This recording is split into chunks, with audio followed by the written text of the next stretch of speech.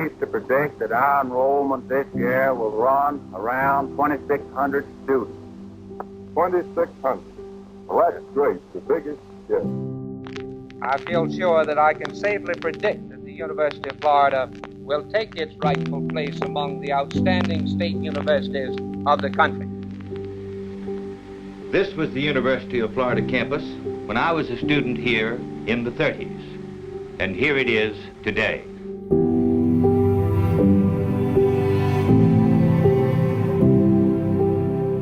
The people of Florida, expressing their faith in the youth of this state, have provided here at the university an outstanding institution of higher learning. While Century Tower and our hallowed traditions and missions will always be here in the foreground, it is time for us to explore a much bigger beyond. We're accustomed to thinking about our extraordinarily comprehensive academics on one contiguous campus, our athletics, our beloved land-grant mission, and our identity in certain time-worn ways. But as we continue to build UF's stature as one of the very best public universities in the nation, girded by our remarkable development and progress since our founding more than a century ago, we should re-examine our assumptions and perceptions about who and what we are.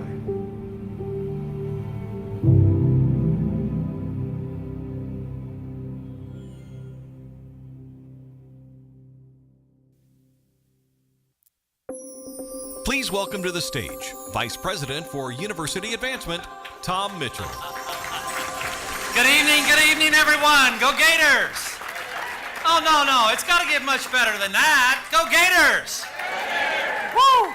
Good evening, everyone. It's indeed a pleasure to have all of you with us here tonight for our celebration and our 3 previous fundraising campaigns. Much has been accomplished under the leadership of these individuals, and all of them are here with us tonight. A great debt of gratitude and appreciation to all. Let's give everyone a round of applause. The University of Florida has prospered from a private-public partnership and has been advanced and strengthened the state of Florida, the nation, and the world. And it is because of each and every one of you that Florida is regarded among the very best public universities in the nation. As a matter of fact, I think I heard a couple of weeks ago, we're ranked among the top 10 public universities in the country. This is a big deal. And now it's my distinct honor and privilege to call on a couple that really needs no introduction. As a matter of fact, in 2014, the first year of the quiet phase of the Go Gator campaign, we announced the largest gift ever in the history of the university. Ladies and gentlemen, $75 million.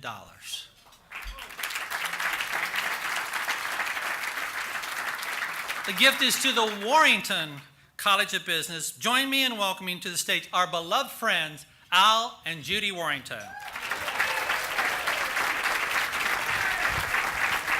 I got to tell you, I'm truly awed by tonight and seeing so many great friends and wonderful people, all who've been a part of the development of this university.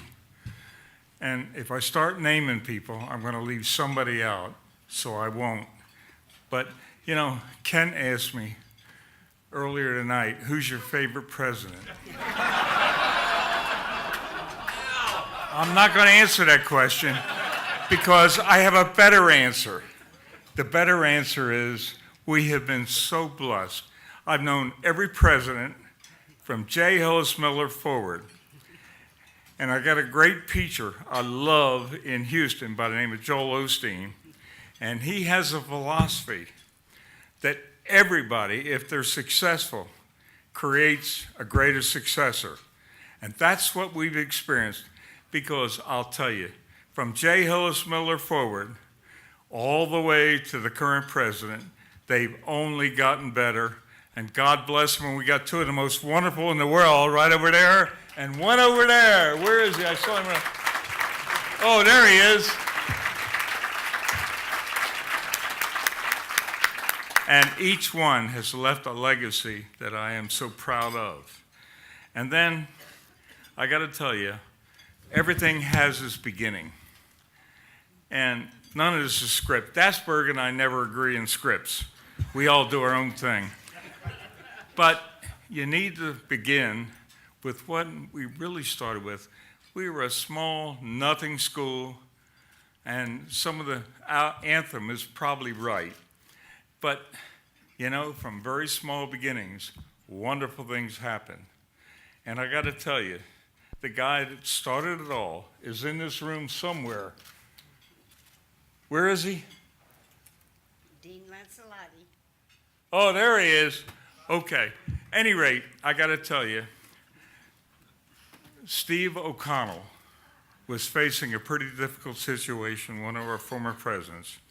He was getting harassed by the leadership, Alan knows all about it, because our business school was not up to par, and frankly, we were not turning out the kind of students we needed. And so Steve was mandated to bring somebody in to shake up the institution. And we brought in an incredible individual who we're going to honor this coming Saturday. But he is a military veteran of the Navy, a commander in both theaters, in both Europe and the Pacific, a true hero in every sense of the word, who Tom Brokaw correctly calls the greatest generation, and I share that view, but he's also my greatest hero. And I'd like to recognize him because he started all the original fundraising, and tomorrow, Saturday, we're going to recognize Bob Lancelotti.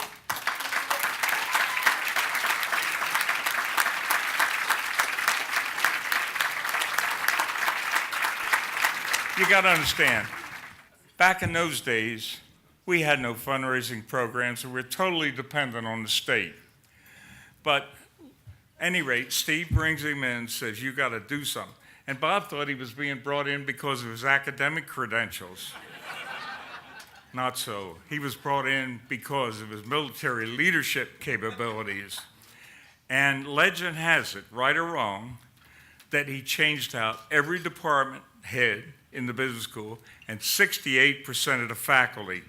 And I got to tell you, whatever process he went through, it all worked. And when he was through, he turned around and said, guys, I've done what you wanted, and Alan can attest to this. Now it's time for you guys to help me. And we started the first fundraising campaign. And it wasn't much. By today's standards, we raised it every day. But then it was an incredible amount of money. And from there, things just grew. Bob, come on up.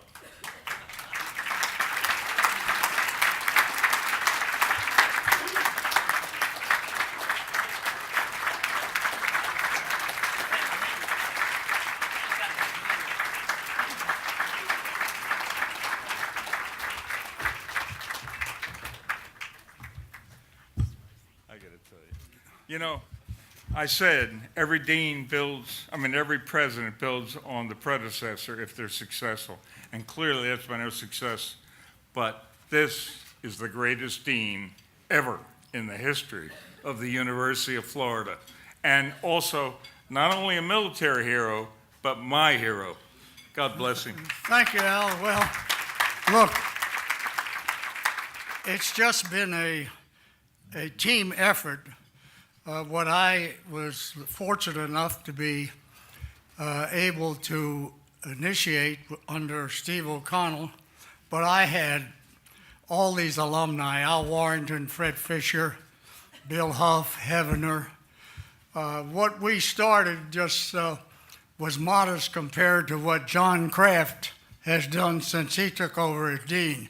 So remember, we're celebrating what we started, but I think we need to recognize where we are today. And it's been a group effort. Al Warrington headed it up. I was proud to be a part of it. Thank you very much.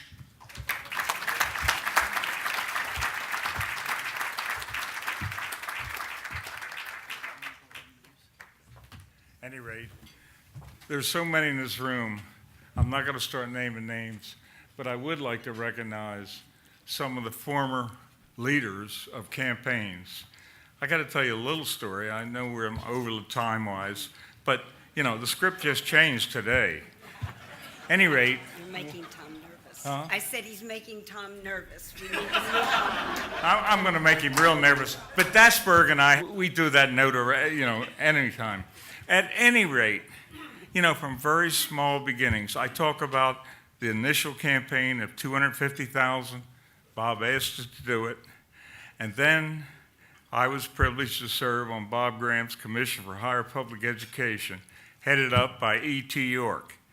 And E.T. was brilliant, another former president, and we came up with all the great matching programs which carried us forever. And who took advantage of it? Lancelotti. I mean, my God, he had the Jim Walter chair, the Billy Jive chair, the Alfred McKeithen chair, and you name it. And in fact, he was so successful, I think the legislature gave up and stopped funding it. Sad that it happened. But then, one other quick story, which I think is really important. When we tried to form the School of Accounting, we had all kinds of obstacles. Some people thought it was a trade school. Some people thought it was absolutely ridiculous. But there were many who believed in us.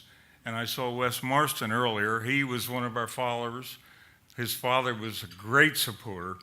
At any rate, we put the school together. And then I had to go through all kinds of rigmarole and meeting with the Board of Regents, the legislature, and all that sort of stuff. And, in that one I had to do alone. But they threw me a curve. They said, all right, Warrington, we'll give you the School of Accounting, but you got to fund the first 6 years. I had never even thought of those terms. I mean, we had never raised that kind of money. But fortunately, I had Bob Lancelotti in my corner, and a bunch of other people around this room, including that guy over there, and somehow we raised the money. And that began really what is the true beginning of our foundation effort on this campus. And from there, it's only grown, and I salute some of our previous leaders, Alan and Dolores Laster over there. I saw Earl and Christy somewhere, they're around here. Beth McKay, my God, what a dynamo. Oh my goodness. She's got more energy than the next 20 people I know of. But at any rate, the thing has just developed, and now we have the biggest challenge of all, which I have no doubt we will successfully complete because of all the leadership of the people in this room, and particularly with the foundation that we got under us in the cornerstone of Bob Lancelotti. Now I'd like to have my wife, Judy, say a few words. Thank you. I get the pleasure of introducing a UF alum and an entertainer extraordinaire, Malcolm Getz. He started and he went to elementary school, middle school, and high school right here in Gainesville. And then at age 16, he attended the University of Florida as a scholarship student, where he earned his BFA in theater. He completed his graduate studies at the Yale Drama School, where he received his MFA. Fortunately for us, he's back as a proud member of the School of Theater and Dance faculty.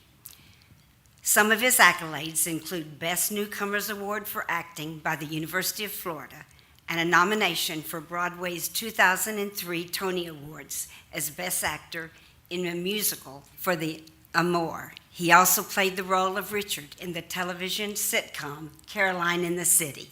So without further ado, a musical selection from Malcolm Getz. Thank you.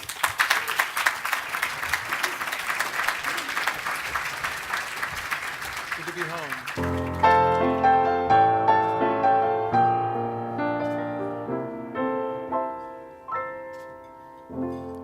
Some folks like to get away, take a holiday from the neighborhood.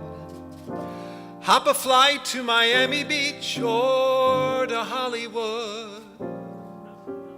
But I'm taking a Greyhound on the Southeastern Transit line.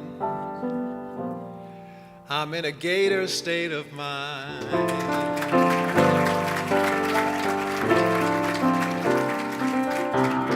I've seen lots of movie stars in their fancy cars with their limousines.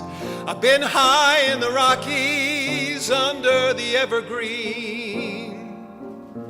But I know what I'm needing, like a score of the Hail Mary kind. Felipe, I'm in a Gator state of mind.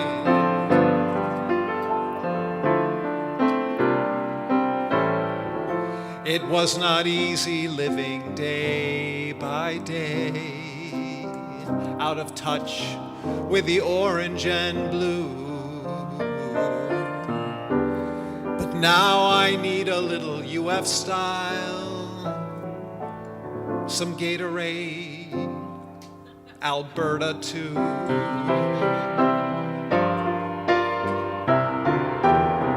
90,000 on live TV singing Tom Petty, no, we won't back down. It's that spirit that makes me proud. Gainesville is my hometown.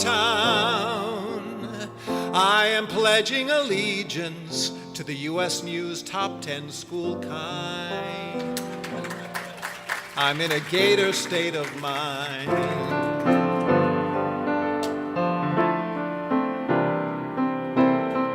We don't need any reason, our thinking is all aligned. Come on, sing this with me now.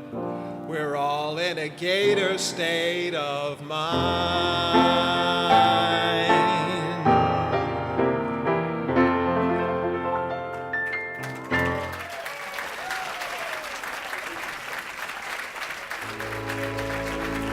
Please welcome President Kent Fox. Thank you, Malcolm. Indeed, it is great to be in a Gator state of mind. Thank you also, Al and Judy, not only for the part you're playing in this, but the real difference you're making at this university, not just in the past and the present, but in the future as well. Well, Linda and I are really so honored to be a part of this reflection ceremony this evening, and it is a joy to see so many dear friends here celebrating this university that we all love so much. We're gathered at a time of great achievement for the University of Florida, as well as great promise for the future. And that's symbolized by the launch of this incredible new campaign. However, it really is clear to me that we could not have reached this day without the extraordinary leaders, alumni, and friends who are right here tonight. It's because of you that the university has soared so high, and it is because of you that we are going to continue to climb. I first grasped the real high level of personal investment, passion, and support for UF exactly 3 years ago, when I was considering the opportunity of coming here to serve as president. And indeed, in my due diligence, I discovered at every turn a university that was underpinned by decades of consistent, strong, and visionary leadership, always with the firm support of incredibly loyal alumni and friends. This focused and visionary leadership and the strong core of support were the main factors in my and Linda's decision to come here and to continue that drive that you all started and have enabled and are a part of, the drive for this University of Florida. Like many of you, I believe that the University of Florida is the very best comprehensive public research university in the entire nation.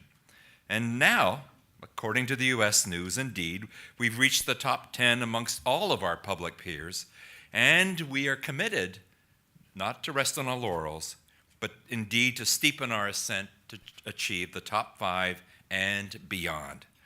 It'll be a challenging journey, but our momentum is growing. It's fueled in great measure by the leaders who have all come before us, and the leaders who indeed are in this room this evening, and we are celebrating you all. I'd like to call your attention to the people appearing on the screen.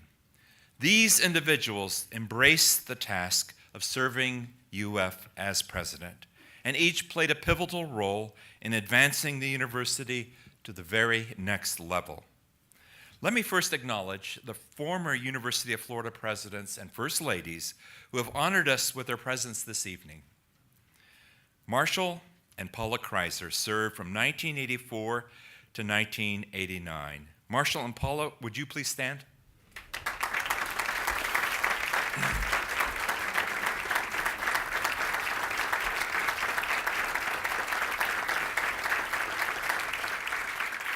It was during the Kreiser administration that UF became Florida's first and still only member of the Association of American Universities, a monumental achievement. Next, John and Catherine Lombardi served from 1990 to 1999. Catherine could not be here this evening, but John is with us. John, would you please stand?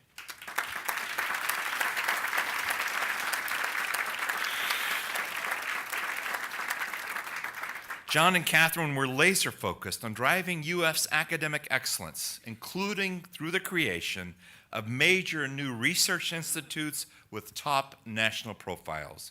One example is our beloved McKnight Brain Institute. Bernie and Chris Matchin served from 2004 through 2014. Bernie and Chris, would you please stand?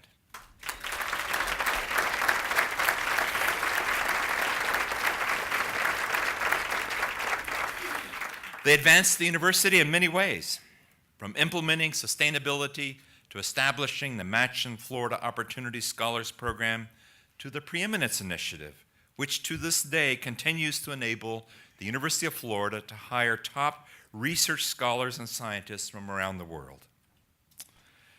Now I'd like to turn your attention to the others that are pictured on the screen.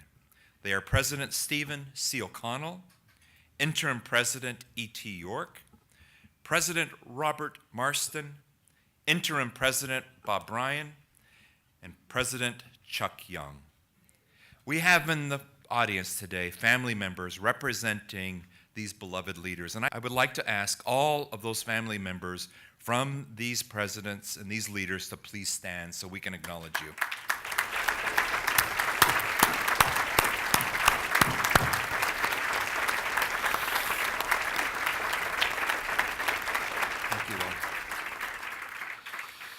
So all of those that we've acknowledged, on behalf of all of the rest of us, and on behalf of our treasured university, I offer my profound thanks for the important role that you and your families have played in getting us to the heights we are today. You have our utmost admiration and our sincere gratitude. We are also thrilled this evening to recognize the leaders of our 3 previous campaigns: Embrace Excellence, It's Performance That Counts, and Florida Tomorrow. Through their leadership of these campaigns, these individuals spurred tremendous important new facilities, grew our endowment, supported our exceptional faculty and students, and enabled the university in many ways to join the very best public research universities in the nation. We're going to start at the beginning, so let's begin with our first campaign, Embrace Excellence. The 1980s were a transitional period for the university. We have a new president coming on board after Marston, Marshall Kreiser, who was a University of Florida alumni. And Kreiser really wanted to focus on fundraising. He felt that that was something that he could excel at. Well, I think Marshall Kreiser really understood the necessity for a capital campaign, even though we had never had one and nobody else in Florida had had one either. Somebody had to be first. You know, we weren't able to hire the top quality professors because the basic budget for professors was not very much at the time. Marshall wanted a campaign. We went ahead and set the goal at $200 million.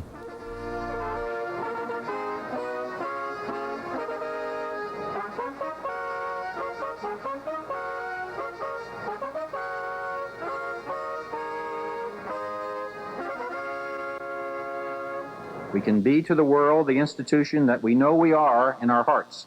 We need to continue to prepare for the future by giving back to this university that has done so much for us. Embrace the University of Florida, and if you will, therefore embrace excellence. We'll work together for the building of the future. Join us and become stars as we reach for these stars. There was some apprehension, a lot of apprehension, could we raise $200 million, particularly when our fundraising consultant said it's probably unrealistic. Don't tell them they can't, because they might, you know. We were going out and talking to people about making major gifts that had never been discussed with many of these people before, and it was a new experience.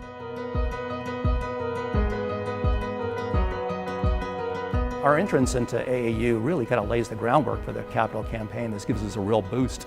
You know, we can now go to donors and say, you know, the University of Florida is really taking it to a new level. And I think that's a really crucial factor in the success of that first campaign. The love for this university is extraordinary. People just love to be Gators, and they love to help the university. I remember then I got a call to President Kreiser's office. He said this $6.8 million is the largest gift in the history of the state, and as a result, he wanted me to be the chairman of that first campaign, which I initially told him, no way, I'm not going to do that. And I like to tell the story that he said, you got to do that or I won't take your money. And so we compromised. I took the job and he took the money. Fred was a wonderful example, and he talked about how you can't ask for a gift until you've given yourself. And of course, the Fisher School of Accounting, it bears his name because of his generosity. Alfred McKeithen, who the baseball stadium is named after, he was a great Gator. He called me when the Eminent Scholar Program was created and said, I want to be the first one. They were able to raise a serious amount of money, almost doubling the endowment.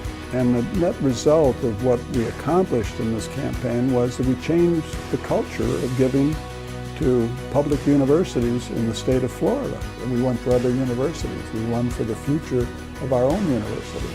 Well, I look back on it as having accomplished something that was important and met a lot of great people, and unfortunately too many of them are not with us anymore.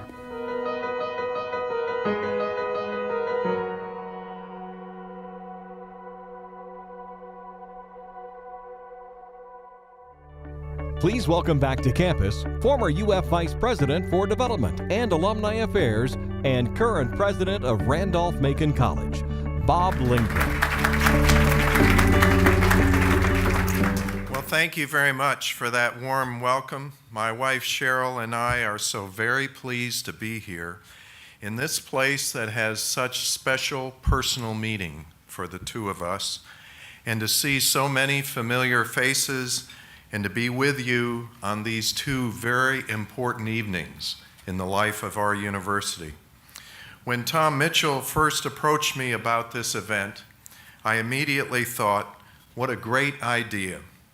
The astonishing campaign that will be announced tomorrow night will be constructed on the foundation of 3 impressive and highly successful campaigns going back more than 30 years, and more importantly, your next generation of campaign leaders will stand firmly on the shoulders of some really extraordinary leaders and even trailblazers.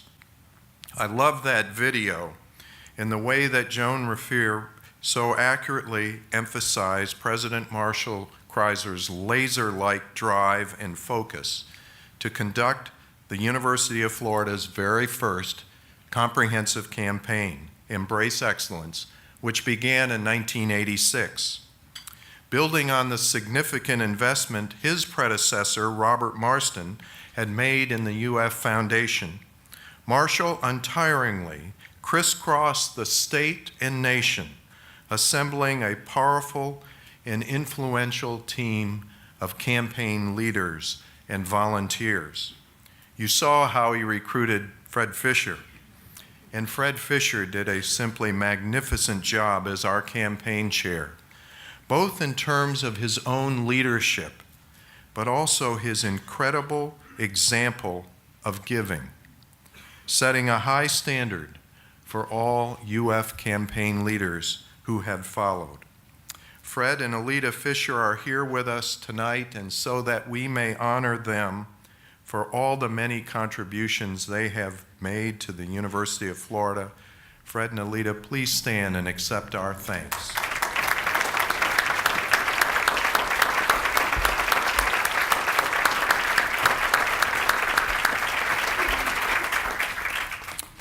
Our 2 honorary co-chairs, Ben Hill Griffin Jr.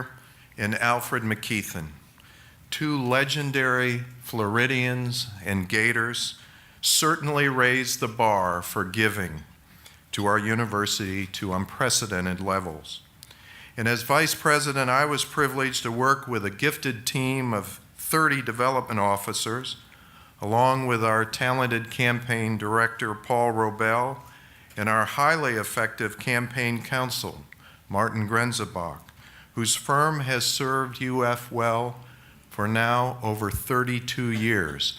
And Martin, we appreciate your being with us tonight. Would you stand and accept our thanks for your good work?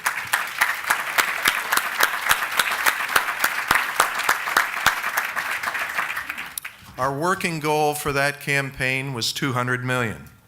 And when it concluded in January of 1992, by then with John Lombardi very ably at our helm, we had received almost $393 million in private support from over 100,000 donors. At the time, Embrace Excellence was the nation's third most successful campaign ever undertaken by a public university, making a strong statement that UF belonged in the pantheon of this nation's leading public institutions. Embrace Excellence resulted in 58 new endowed eminent scholar chairs, 47 endowed professorships, and the creation of entities that are now part of the very fabric of today's University of Florida. The Rinker School of Building Construction, the Fisher School of Accounting, the Smathers Library, McKeithen Stadium, Ben Hill Griffin Stadium, and the Health Center's Griffin Academic Research Building. And perhaps the most endearing success of that campaign was an institution that both elevated the arts and touched our souls on campus and throughout North Florida. And the construction of the Harn Museum of Art became the fabulous centerpiece of what would become known as the Miracle on 34th Street. And I'm so very pleased that Sam Goforth is here with us this evening, representing David and Mary Ann Coffrin and their family, our distinguished Harn benefactors, and so that we can recognize your family for the extraordinary contributions you've made to the university and community through the Harn Museum. Sam, would you please stand and accept our thanks?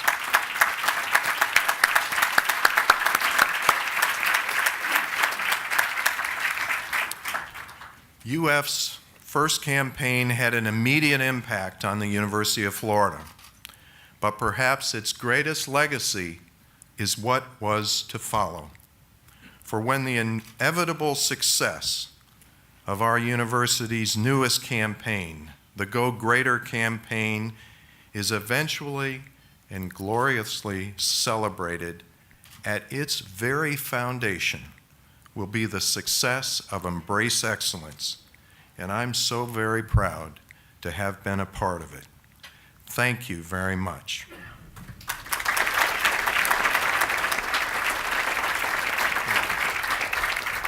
And now it is my great pleasure to introduce an incredibly decorated Gator athlete, 12-time Olympic medalist, the first swimmer to represent the USA in 5 Olympic Games, a former world record holder in 3 events. Ladies and gentlemen, the incomparable Dara Torres.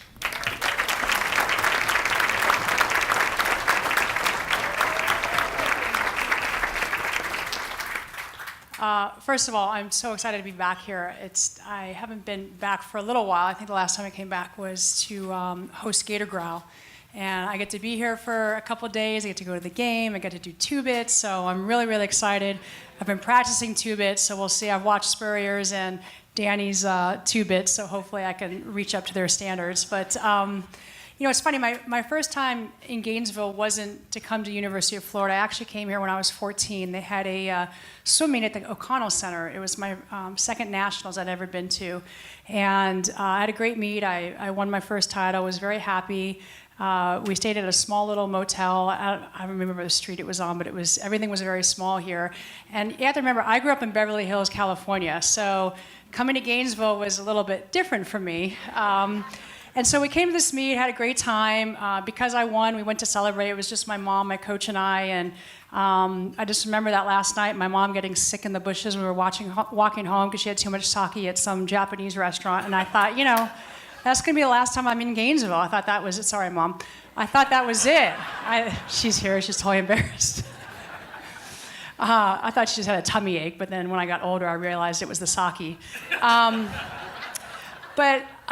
So when I became a senior in high school in Los Angeles, I was looking at a lot of West Coast schools, but the UF coach came all the way out to California and recruited me. Randy Reese did. And he really just had this speech and talked about the Gator program, how wonderful the Gators are, and the journalism school, which I was very excited about because I wanted to get into television. And so I came out for a recruiting trip in March, right before they had their NC2As, and it was 80 degrees out. And I mean, California is beautiful, but I just like really warm weather, and it can get cold in California. So I was so excited, and I came here, and when I got home, I told my mom I'm coming to University of Florida. So we get off the plane in August for my freshman year, and they didn't have gates then at the airport. And so they opened the door, and I had never experienced humidity like that in my life. Our hair that was up nice was just down. We walk off the plane, and my mom was looking at me, and I can't breathe. I'm like, oh my gosh, like what's... I mean, I have asthma, but I didn't know what was happening. I wasn't used to the humidity. So we get off, we go to the dorms and check into Sled Hall, and then we go to the local Walmart, which was the big store in those days. And we come out with all these things from my dorm room, and it is raining cats and dogs. Like, I had never seen rain like this pelting our faces. I'm like, Mom, if we just run like really quick to our car, like we can get there, and maybe we'll just get a couple drops. I mean, and our car was maybe like 20 yards away. We were soaked. And she's just laughing. She's like, you have fun in college, honey. You're gonna have a great time, And so it was just, Beverly Hills, Gainesville was a little different for me. And you have to remember too, in California, there's lots of universities there. So, I'm used to UCLA and USC and Santa Barbara. And so I was never used to a true college town. And so after my first week here, it was the first Gator game. And I didn't know anything about the Gators and their football program. I was just really psyched to come here and swim. And we get out of practice. We had 6 a.m. practice, and we get out. And the game wasn't until I think it was a night game. And I walk out of the pool, and I just see just hordes of people, like orange and blue faces and orange and blue everywhere. And they did some cement thing on North-South Drive, hoping it would turn orange and blue. And I was just so overwhelmed by orange and blue. I was like, oh my gosh, these people are crazy, And again, from Beverly Hills to Gainesville, that was just kind of my perception. But I have to tell you, after a couple months here, I absolutely fell in love with the school. I fell in love with the sports programs. I left my 5 years here. I was in the longer program. We also played volleyball here too. So, but I left school here just really realizing that being at this school really shaped who I am today. And I've met so many wonderful people, the advisors, the teachers. I mean, I just have such great memories of this school. And I have an 11-year-old daughter who I'm hoping to come to this school when she gets old enough to really enjoy what I enjoyed when I was here. And so I just want to thank you guys for having me here tonight. I do owe a debt of gratitude and appreciation for everyone who helped me through my years here to make me the person I am today. And I'm very proud of the Gators being in the top 10 in the United States. I think that's awesome, and I'm just proud to be a Florida Gator. So thank you guys for having me tonight.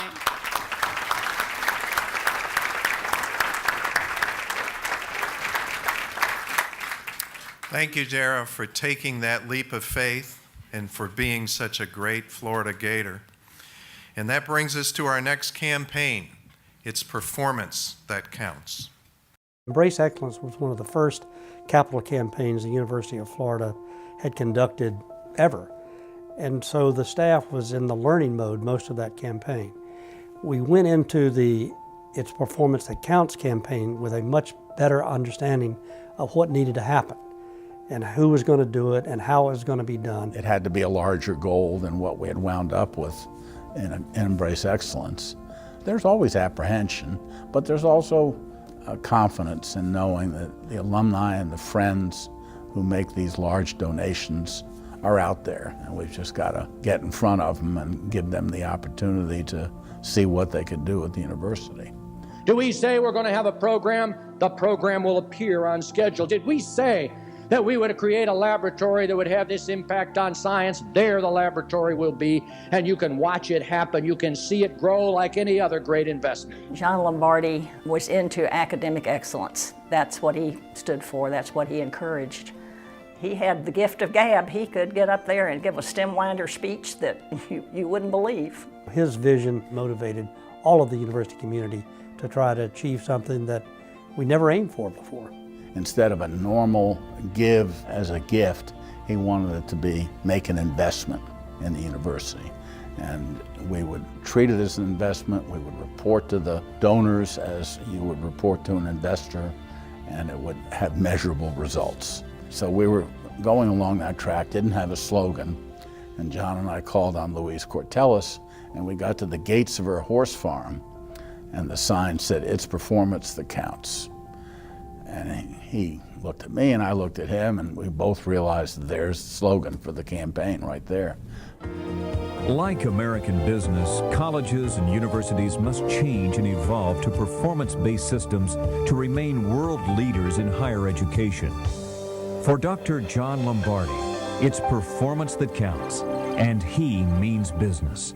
And what we are about in this campaign, it's performance that counts, is to invent the resources and create the investment, commitment, and strategy that will drive our performance to such a level that we can claim permanent ownership of our rightful place in this category of America's very at best public research universities. When we were looking at the flow of funds against the target, it became clear that we were running ahead of schedule. We had some early success, so we raised the goal to $750 million.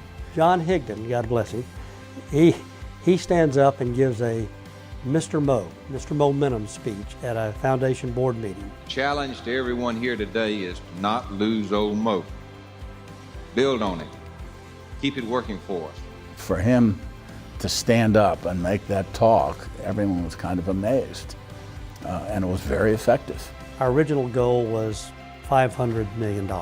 We ended the campaign raising a little over $800 million.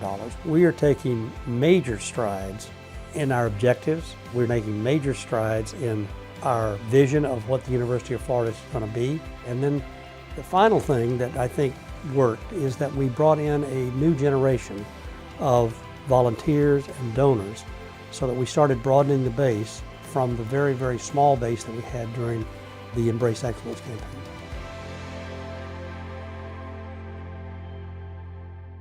It's a pleasure to welcome back the 9th president of the University of Florida, President Emeritus John Lombardi.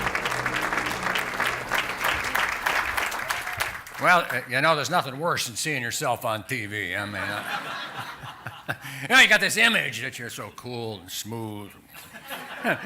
You're preaching a gospel and you look like hell. Ladies and gentlemen, first of all, I want to recognize Paul and Susan Robel, who are hiding out over there. Stand up. Come on, stand up. Yeah. Well, you've seen Paul in these pictures, you know, and you imagine, what the hell is he doing up there? He's in all these pictures. Well, the truth of the matter is, he's the one that does all the work. He's the one that makes it possible for people like me to stand up here and take credit for all the wonderful things that you all have done. It's a heck of a deal, you know. He does the work, you make the money, and I take the credit. And so, I mean, this is the secret of a good campaign. And so, I want to thank Paul for having organized it in that fashion. And of course, you've also seen Alan and Dolores Lassender, and we want to recognize you for the wonderful things that you've done. Please, come on, stand up, come on. Yeah, thank you. All right. You guys are terrific.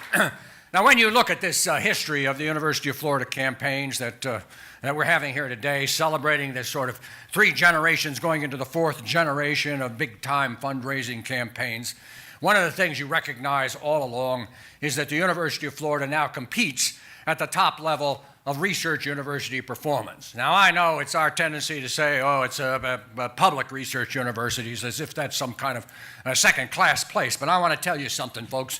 You're competing with America's research universities, public and private. There is no distinction. All of those universities compete on the same place and in the same place and for the same faculty, for the same students, for the same grants. So when we're out there, the University of Florida faculty, when they go to NSF and apply for a grant, nobody says, is that a public university application or a private university application? They say, is that a first-rate application? And the University of Florida is a first-rate application.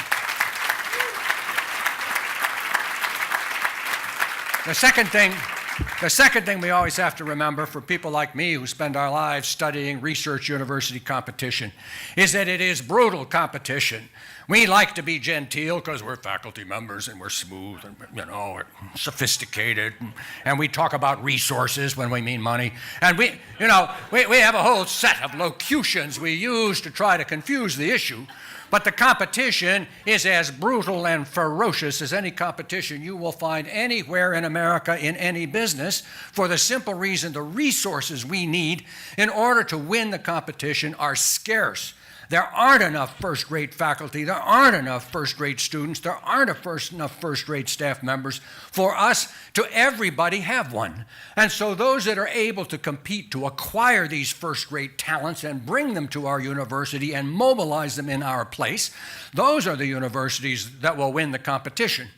Now, there are certain things you have to do to win the competition. And I get a chance from time to try to explain this to people who don't get it.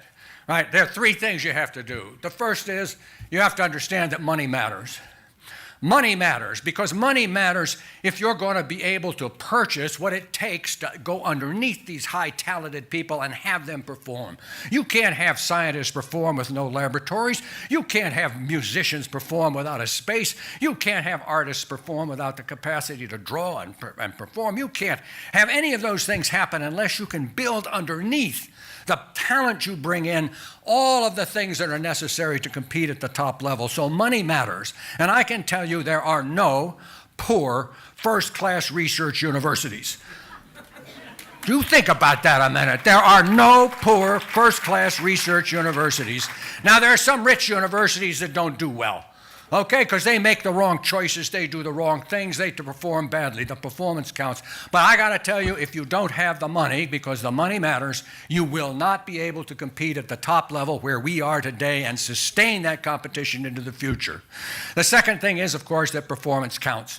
You can have money, you can have enthusiasm, you can energy, you can have talent, but if the people you bring in do not perform at the highest level, you will not compete successfully and you will not win that competition.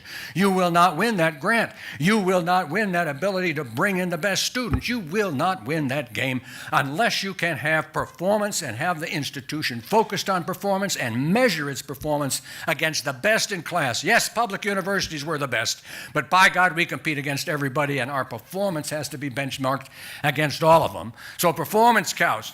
And the third thing that matters is that time is the enemy. Time is the enemy because if we don't do it today, somebody else will have done it.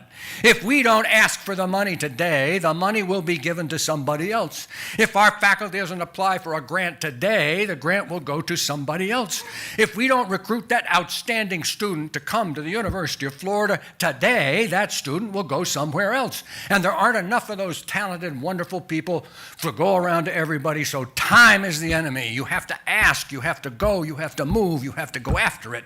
And that sense of urgency is what has characterized this tradition of campaign excellence at this university and explains why it is we're doing so well. So, let me tell you about somebody that I want to introduce to you that you know. His name's Steve. He's hiding out there somewhere, Steve Spurrier. Now, I'm going to tell a Steve Spurrier story. I have consulted with various people about whether I should tell this story or not. And there's kind of a difference of opinion, but I'm going to tell it anyway. Because it illustrates what I mean when we're talking about high-level performance. Now, I'm not a big football guy, really. I mean, I don't know nothing about football. I'm a historian. I got no talent. I'm uncoordinated. I can't play golf. I mean, what do I know? Nothing. On the other hand, I've watched a lot of football games, and I'm there up in the box, and I'm watching our football team perform with Steve out there on the sideline in the good old days when he used to send in the signs. You remember the signs and the symbols? And they'd hold up a banner, and Steve would do this, and the quarterback would look like that, and somehow something would happen, okay? Now, so we're up there, we're someplace, I don't know, in the middle of the field, right? And they're all settled up, and there's a bam, we have the thing, and the play goes nowhere. So now we're 2nd and 10, okay? 2nd and 10, not terrific. Well, all of a sudden, I see Steve down there on the sideline. All of a sudden, he's doing this, I mean, going great guns, making these signs and symbols, some kind of magic, I don't know what it is. And the quarterback's looking at him, and he's making the symbols, and the clock's ticking away. And so the quarterback goes out, and they line up, and everybody's not quite sure where they should be, and the play goes off, and we lose 4 yards. So now we're 2nd and 14. Okay? And so everybody says, God, what the hell's he thinking, right? And so then he's out there, he's still doing it again. The quarterback's looking, and he's still doing it again. And so, well, okay, quarterback shakes his head, he goes out there, they line up, they do it, bam, didn't work, right? Sack the quarterback. All right, now we're 3rd, all right, and I don't know what the hell we are, 3rd and 14, 3rd and 18, I don't know, all right? And we're sure this is, come on, Steve, play some decent play that everybody understands. Maybe there's a chance here, okay? And and it goes, he does the play. Now we're 4th and 18. Okay, time for the kicking team. No kicking team. There's no kicking team. They all stay on the field. Steve's still doing this kind of stuff. The quarterback's looking at him like this. They line up, and God damn it, the play's perfect. The ball sails out there. It picks him up on the sideline in for a touchdown.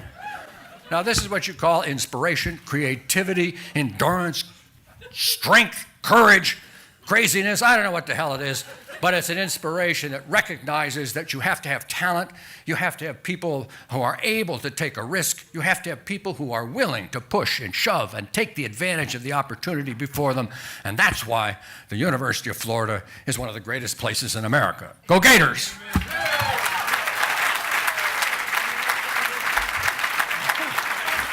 Ladies and gentlemen, it's my pleasure to introduce Steve Spurrier. Mr. President, I don't remember those first 3 downs, but I remember that 4th down play. That was a good one. But anyway, it's nice to be here. It's good to be around this crowd. A lot of you were here when I played, and I think all of you were here when I coached in the 90s. So this is sort of my group of people. But I thank God every day for directing my path from East Tennessee down the University of Florida. Met my wife Jerry here, been married over 50 years, and all the good things that have happened to me was because I came to the University of Florida. Thankfully, Coach Graves came up East Tennessee and got me down here. I was on the radio. I do this Serious College Sports, and this morning, I was actually on this morning, and this listener said, who was the athletic director that hired you at the University of Florida? I started thinking, man, I said, it wasn't an athletic director that hired me. There was 2 presidents that hired me. An interim president, Bob Bryan, and an incoming president, John Lombardi. So I got hired by the top dogs here at the University of Florida. And it was sort of interesting, the interview. I was supposed to fly up to Baltimore. President Lombardi was at Johns Hopkins, and I was at Duke. And we had a snowstorm or something, couldn't get up there. So I interviewed by phone with President Lombardi, and I think he told President Bryan, this dude's okay, let's go ahead and hire him, something like that. So it was fun. Just a quick story about the 90s season. Dean Lancelotti, I love being around him so many years. But we were actually under investigation, if some of you remember, way back in 90. And we got our penalty in the middle of the season. We'd beaten Alabama and another team. I think we were 2-0. And the penalty was we were ineligible to be called SEC champs because we couldn't go to a bowl game. So the question, do we appeal the decision or do we accept it and move on? So we had a big powwow meeting. President Fox, you'd enjoyed this meeting. We were all in there, President Lombardi, vice presidents, lawyers, Jeremy Foley, Orangeburger. We had every big shot on campus in there. And we're talking about should we take this penalty or not. President Lombardi, good common sense man, he said, wait a minute, this is very simple. If we win the SEC and go to the Sugar Bowl, we should appeal this decision right here and move on. And he said, if we can't win the SEC and not go to the Sugar Bowl, we take the penalty and get it out of the way and go on to next year. And so they all looked down to me. Coach Spurrier, what do you think? Can we win the SEC this year? And I said, well, President, you know, we got a good team. We got a real good team. We got to go to Tennessee. Georgia's not very good this year. Auburn's decent, but we got them at home. I think we can go 6-1 at worst, and that usually gets a piece of the SEC championship. So we were hee-hawing around there, and then Dean Lancelotti spoke up, and he really was smart when he said, time out, everybody, time out. We haven't won the SEC in 57 years. And we're 2-0, and we think we're going to win the SEC. So every time I saw the dean after that, I said, like the Bible says, ye of little faith. But he was right. He was probably right. But anyway, I tell you what, by winning it that year, that 1990 team, they made it easy for those other teams. I really believe it may have been the best thing to happen to us because we won it 5 of the next 6 years and then won another one in 2000. But anyway, that was pretty neat how that all transpired, and certainly we had wonderful players in those days. And we signed a quarterback in the 92 class. Fortunately, we redshirted him, and Danny had a chance to play the next 4 years, and I guess we achieved about the most in football that we ever had. But I go back to the 1993 Kentucky game. Danny was a freshman. He and Terry Dean were sort of both playing a little bit. As most of you know, I'm not afraid to take one out and put the other one in, see how they're doing. And so we're at Kentucky, and I think Terry may have started the game. He threw about 2 or 3 interceptions, so I put Danny in, and he threw about 2 or 3. I put Terry back in. He threw another one. So we had 7 interceptions. And I'm standing over there. There's about a minute and a half left in the game. I didn't know which one to put in. I mean, they both were just tossing it to the other team. And Danny comes by. He looks at me. He says, Coach, we can win this game. I'm ready. I said, well, you're in the game. Go get him. And sure enough, that's the game. He hit Chris Doring on the touchdown. And that was a big play because we won that game. We actually lost an SEC game that year, but went on and won the championship in Birmingham at the SEC game. But Danny, obviously, I think he's the best quarterback that ever played here. I know Tim Tebow was awfully good, but Danny and his guys won it all 4 years he was here and won national championship. And he's probably a better person than he was the Heisman Trophy winning quarterback. So come on up, Danny, and say a few words. Well, thank you, Coach.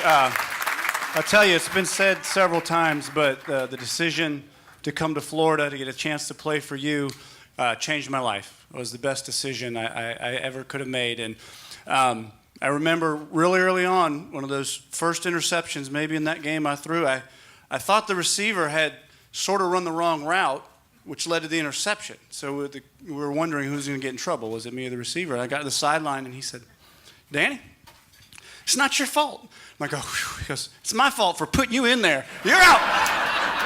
So,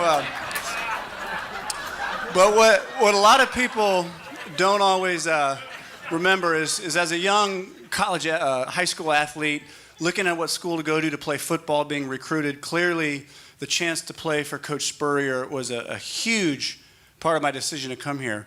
But a lot of people don't remember, the last thing I said when I made my announcement was, if I weren't a football player and I were looking at these schools that I'm looking at, there's no question, as a student, I would go to the University of Florida. And so being here has been an amazing, the friends that I've made, the people that I love that have been such a dear part of my life through hurricanes and illnesses and all the different ups and downs. It's been great.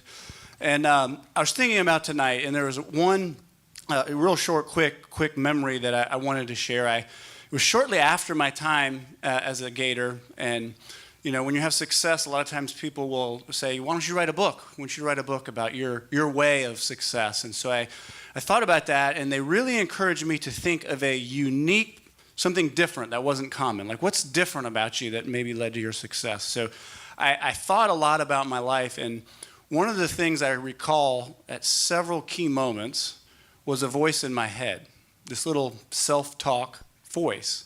And I can remember being young, running the 100-yard dash and wanting to run that so bad, and I can remember this voice saying, you are such a good runner. You are so fast. You're a great runner.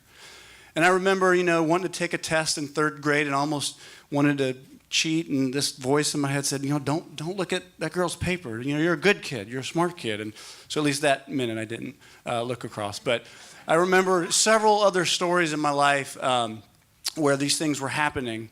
And so that's what it is. I said, I'm going to write a book about talking to myself and help other people encourage themselves to talk better themselves. It sounded like a great plan, and it all changed early one morning when I was walking down the hall after having our first child, Jonah, and my mom came to visit, and she was there. She was helping.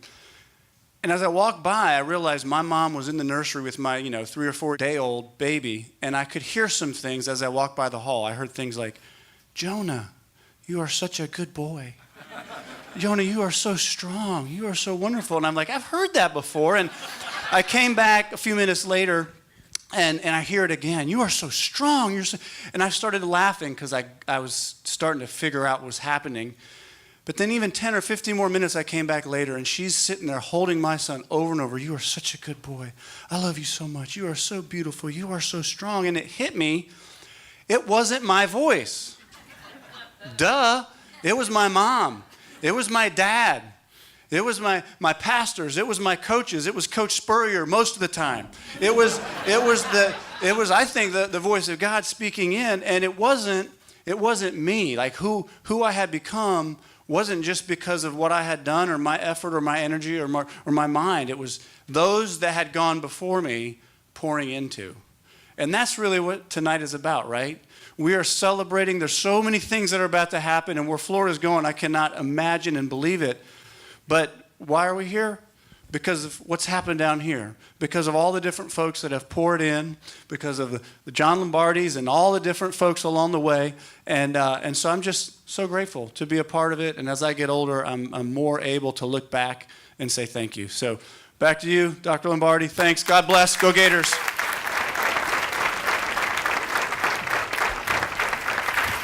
All right, that's terrific. And now it's time to talk a little bit about Florida tomorrow. Florida tomorrow. Florida tomorrow. Florida tomorrow. Florida tomorrow. Florida tomorrow. My recollection of the Florida Tomorrow campaign was this was the first billion-dollar-plus campaign for Florida. It was also a campaign that was focused on creating the future we want to have moving forward. Florida tomorrow is a cure for cancer. Florida tomorrow is the belief that investments made by this generation of Gators will produce immense results for many generations to follow. We knew that there were huge capital needs going into that program, and we didn't try to shy away from that. But my personal interest was on the human side, and that includes faculty. We were way underfunded for our faculty in terms of resources they needed to do their job, in terms of the number of endowed chairs. And then there was this crying need for need-based financial aid. 3, 2, 1, and liftoff for Florida tomorrow. Through our mission of teaching, service, and research, and with you as our partners, we can champion a bright Florida tomorrow for people everywhere. Give me a place to stand and I will build the future. Give me a helping hand and together we will grow. If you believe in me. Well, the Matching Florida Opportunity Scholars Program was set up to allow first-generation students admitted to university who couldn't otherwise come here because of cost to come here on a full ride scholarship. It's like a dream come true when they get the letter. They just have such a will and they just want it so bad. So I am the first person in my family to go to college, so I didn't really have a precedent to what to expect, but I knew that I wanted to do it. Being able to graduate with no debt really opened up a lot of doors for me. It's crazy to think that 11 years ago, I was not even really sure of how I was going to make college work. And now next year, I'm going to be a doctor. It changes the communities that they come from. They're able to help their families. They're able to help their siblings attend college.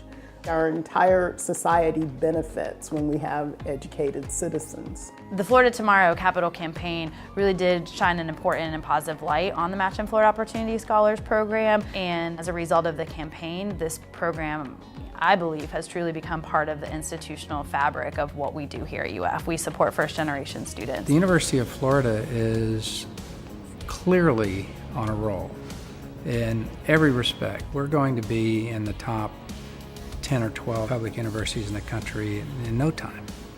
Florida Tomorrow is, I certainly couldn't predict where it will be because we have so much momentum and we're moving so fast in so many areas. I'd hate to be another school trying to compete with us, I'll tell you that. We're really on a roll.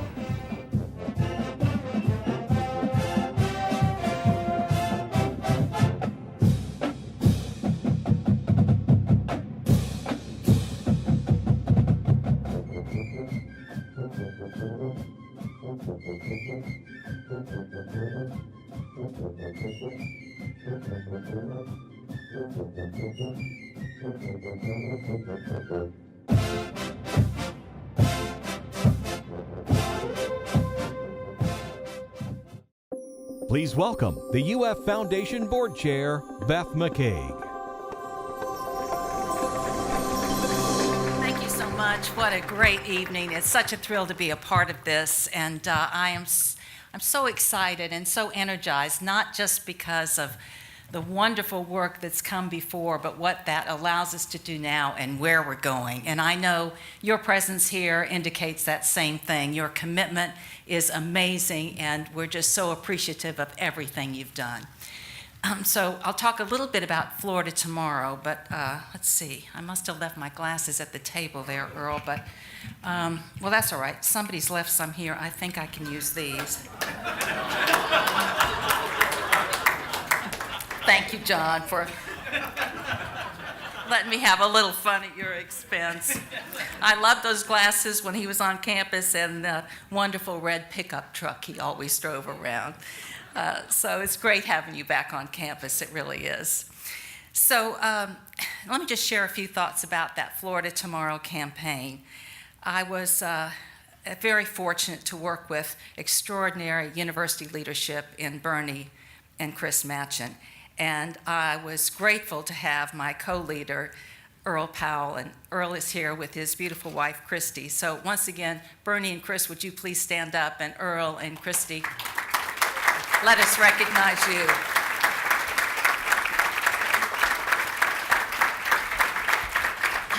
It was a long campaign, and I know Bernie got tired of seeing me as he went all over the nation giving talks about the campaign to wonderful representatives of the university who joined us in major cities across the United States. But I loved it, Bernie. It was a lot of fun.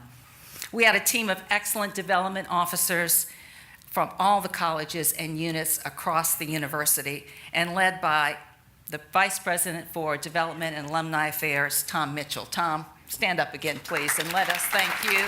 And Peggy is here. Peggy, please stand up. We're very grateful to you. So for those of you who remember, we launched this campaign in 2005, and our initial goal was $1.5 billion. We wound up the campaign in October of 2002, and by that time, we had received 865,000 individual gifts for a total of $1,720 million. Really amazing. Now, what is even more remarkable is that you consider those results in light of the fact that the Great Recession unexpectedly presented itself to us in the middle of that campaign. But I'm happy to tell you, and you remember that our leaders never wavered and our donors never wavered. And we continued our work. Our donors, you all could see that the dollars you were contributing were changing lives, creating opportunities, and building an even greater future for this wonderful university. And I'm very proud to say that this campaign has the distinction of being the 6th largest campaign ever undertaken and completed by a public university. So give yourselves a hand for that. You saw a little bit about one of the greatest programs that came out of that campaign, the Machen Opportunity Scholarship Program. It was born in that campaign.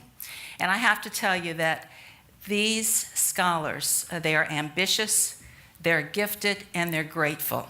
And they not only have brought new energy to the University of Florida, but they do in fact represent the future leadership of the state of Florida. So that program changed the university, Bernie and Chris. It changed the state, and it will change the world ultimately. So thank you again for your leadership there. Now, many things happened during that campaign. One of them was the George T. Harrell Medical Education Building. That was constructed due to the generosity and support of many of you here. Indeed, the Florida Tomorrow campaign was transformational, and I was just happy to be a part of it and wouldn't trade any part of it for anything. I thank you all for the amazing opportunity that you allowed me. Each one of our past campaigns is interwoven into the fabric of what is this great university. Each one significantly impacted our ability to achieve the status we're celebrating today. And it helps us build to where we are going. We wouldn't be here tonight if it weren't for the concerted effort of all of you in this room. We've always known in order to advance the University of Florida, we have to keep pushing. We have to go greater than before, and that's exactly what we've done, and it's what we continue to do. Because, of course, we are the Gator Nation, and we never quit reaching for the stars. So I thank you, and I will tell you we are all grateful for the many contributions you have made and the impact of those contributions.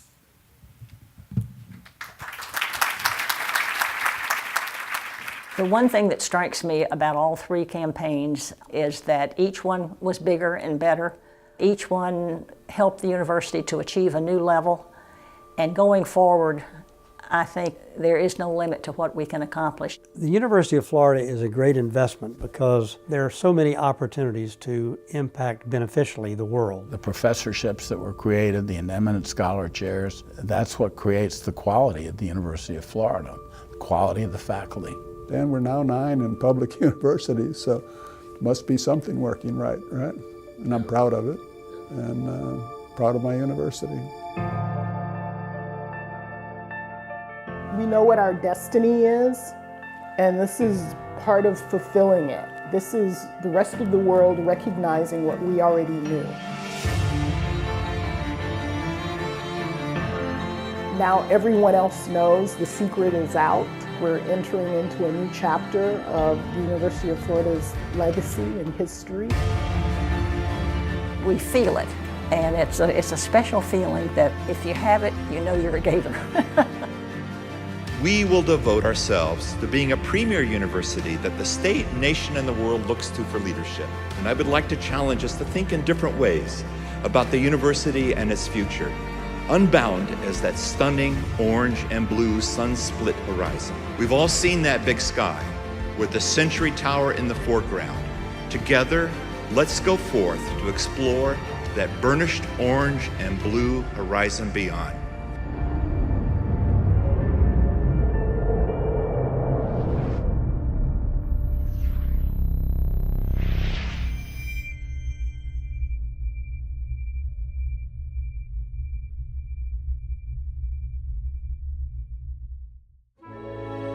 Please welcome back to the stage, President Kent Fox.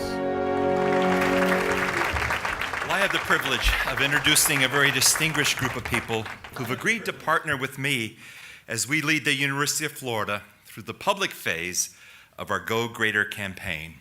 And this distinguished group constitutes the President's campaign cabinet.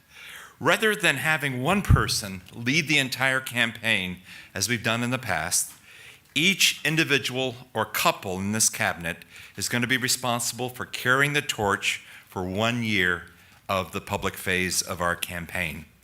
And it's with great pride that I announce the campaign cabinet. So as I call your name, please stand and remain standing. Al and Judy Warrington. Anita Zucker. Andrew and Pamela Banks. Ken and Linda McGurn. Herbie and Nicole Wertheim. And Bill Hebner. Thank you all.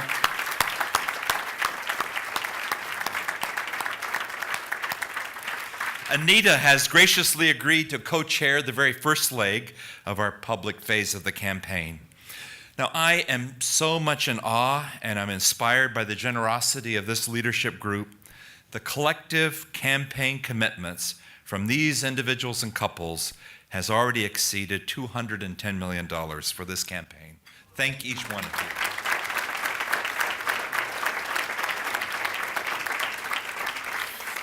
So I look forward to working with all of you over the next 5 years as we continue to move the University of Florida, indeed, into the top 5 and beyond. I also finally want to acknowledge and recognize the members of our honorary campaign council. Many of those are here with us tonight. Would all members of the honorary campaign council that are here please stand?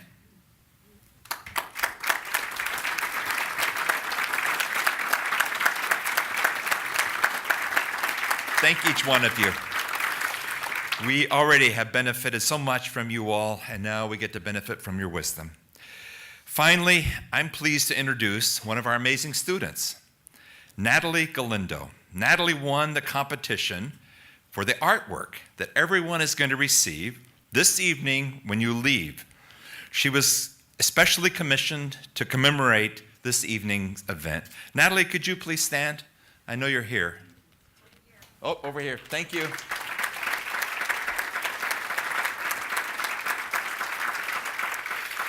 Finally, I ask Malcolm Getz to come back and close our evening. Malcolm? Very quickly, I want to give a shout out and a thank you to Dean Lucinda Lavelli from the College of the Arts. Are you here? There she is. A year and a half ago, we were having lunch in New York, and I was complaining in that way that actors do, and about like, oh, I don't know what I'm doing, I don't know if I want to be here anymore, and a month later, she's like, do you want to come back to U of F? So through the copious efforts of her and our provost, Dr. Joe Glover, and Dr. Jerry Dickey of the School of Theater and Dance, here I am. So thank you for bringing me home. So rather than hear another song from me, I thought it might be interesting to give you an idea of the future of U of F. So here from the School of Music and the School of Theater and Dance, we have members of the class of 2017, 2018, 2019, 2020, and even 2021, with a song written by Stephen Sondheim. Something is stirring, shifting ground, it's just begun. Edges are blurring all around, and yesterday is done. Feel the flow, hear what's happening, hear what's happening. Don't you know we're the movers And we're the shapers, we're the names in tomorrow's papers. Up to us now to show up. It's all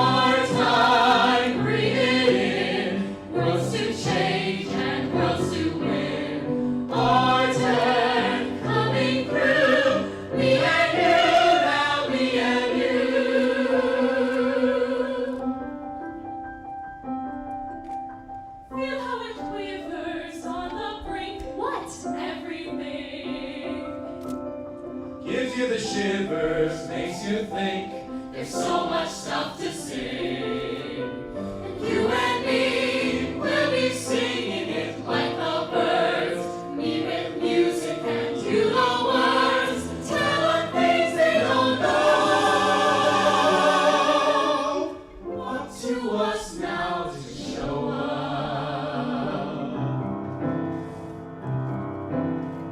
Our time, breathe it in. Worlds to change and worlds to win. Our turn, we're what's new. Me and you, now me and you. Feel the flow, hear what's happening. Hear what's happening. Long ago, all we had was that funny feeling. Saying someday we send them reeling. Now it looks like we can. Someday just began. It's our hands on the block. Give us room and start the clock. Our time coming through. Me and you, now me and you. Me and you, me and you. Me and you, me and you. Me and you, me and you. Me and you.